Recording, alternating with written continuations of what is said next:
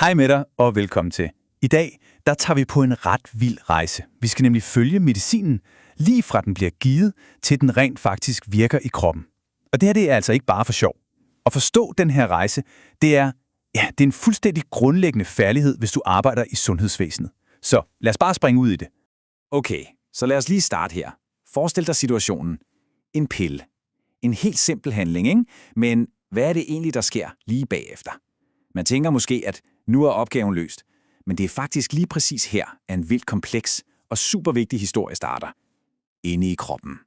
Så ja, hvad sker der egentlig? For det øjeblik, pillen bliver slugt, til vi kan se en effekt. Det er det, vi skal finde ud af. For at gribe den her historie an, så skal vi kigge på 2 centrale begreber. Og bare rolig, det er slet ikke så tørt, som det lyder. Vi har på den ene side farmakodynamik, altså hvad medicinen gør ved kroppen. Og på den anden side har vi farmakokinetik, som er, hvad kroppen gør ved medicinen. Tænk på det som et slags parløb, hvor de påvirker hinanden. Det er 2 sider af samme sag. Og vi starter med den første. Hvad gør medicinen? Godt. Medicinens mission, det handler jo om virkningen, ikke? Hvad er det egentlig, medicinen skal udrette i kroppen? Det er præcis det, farmakodynamik handler om. Så nu zoomer vi altså helt ind på det magiske øjeblik, hvor medicinen rammer sit mål. Og for at gøre det her super let at forstå, så lad os bruge en lille analogi. Forestil dig, at alle dine celler i kroppen er dækket af bittesmå nøglehuller. Det er dem, vi kalder for receptorer. Og medicinen, den er designet til at være en helt speciel nøgle, der passer lige præcis ind i et bestemt nøglehul. Når nøglen så sættes i og drejes, så sker der noget. Så får vi en effekt. Men, og her bliver det smart, ikke alle nøgler virker ens. Vi har for eksempel en agonist. Tænk på morfin. Det er en nøgle, der passer perfekt, drejer rundt og aktiverer låsen. Simpelthen åbner for den smertelindrende effekt. Men så har vi også en antagonist, som for eksempel en beta-blokker. Det er en lidt drilsk nøgle. Den passer også perfekt i låsen, men den drejer ikke. I stedet sætter den sig fast og blokerer nøglehullet. Så kroppens egne nøgler, som adrenalin for eksempel, de kan simpelthen ikke komme til. Så den forhindrer en effekt. Ret smart, ikke? Okay, så nu har vi set, hvad medicinen gør ved kroppen. Nu er det på tide at vende det hele på hovedet. For hvad gør kroppen egentlig ved medicinen? Det her er farmakokinetik. Det er medicinens rejse gennem systemet. Lad os tage med på den tur.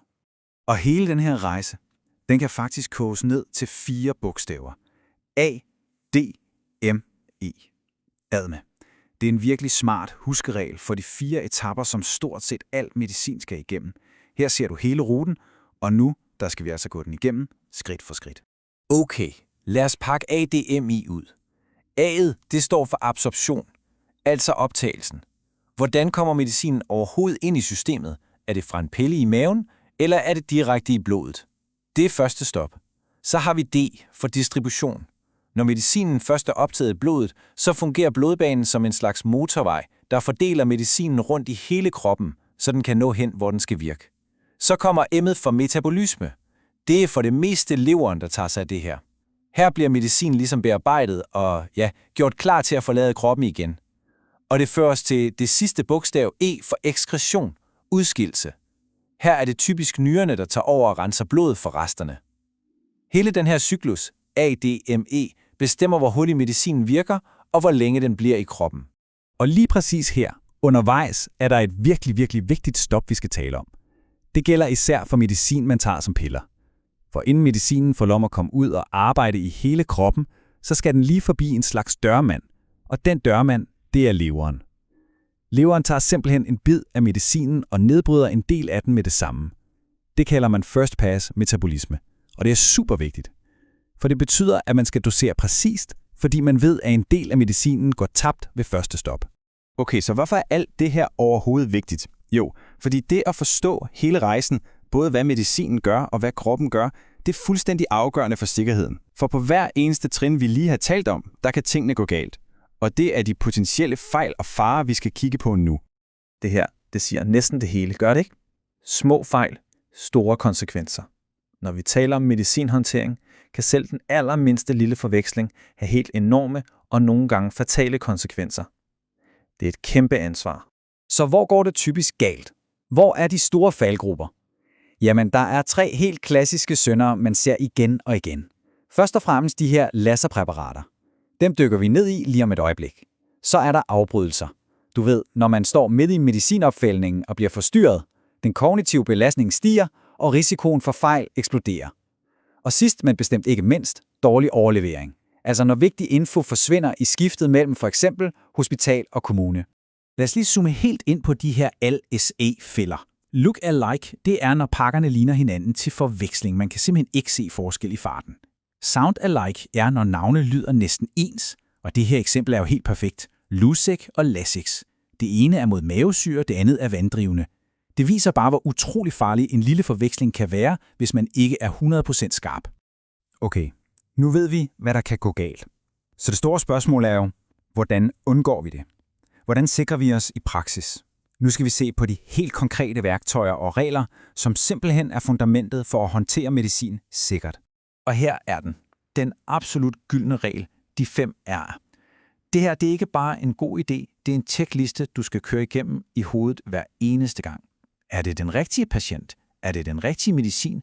Er det den rigtige dosis, givet på den rigtige måde og på det rigtige tidspunkt? Hvis du har styr på de 5, så er du rigtig, rigtig godt på vej. Det er simpelthen fundamentet. Og når vi lige stopper op ved rigtig dosis, så er der én ting, der gælder. Præcision. Her er der simpelthen ikke plads til fejl. En forkert udregning kan være katastrofal. Derfor bruger man altid en fast formel, ligesom den du ser her. Og det allervigtigste råd, det er super simpelt. Dobbelttjek. Altid. Regn det igennem 2 gange, få en kollega til at kigge på det. Især når det er risikofyldt medicin. Men arbejdet er jo ikke slut, bare fordi pillen er givet. Faktisk er det, der sker bagefter observationen, mindst lige så vigtigt. Og her er et super konkret og smart værktøj. Trafiklyssystemet. Det hjælper dig med at vurdere, hvordan borgeren reagerer. Er det grønt? Super. Alt er, som det skal være. Ser du noget gult, en ændring, måske bivirkninger, så skal du reagere og have fat i en sygeplejerske. Og er det rødt? Ja, så er det en nødsituation, og så skal der handles med det samme. Helt enkelt. Og så er der en sidste ting. Udover alle de her regler, formler og flotte systemer, så har du et af de allervigtigste redskaber, nemlig din faglige intuition, din mavefornemmelse. Hvis der er noget, der bare føles forkert, hvis du tænker, borgeren er ikke helt sig selv i dag, så er det ofte det allerførste faresignal. Du skal stole på den fornemmelse.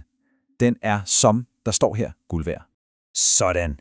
Vi har været på en ordentlig tur, lige fra pillen rammer tungen til effekt, og vi har kigget på alt fra nøglehuller på celler til regneregler og røde lamper. Så nu vil jeg gerne slutte af med at stille dig et spørgsmål.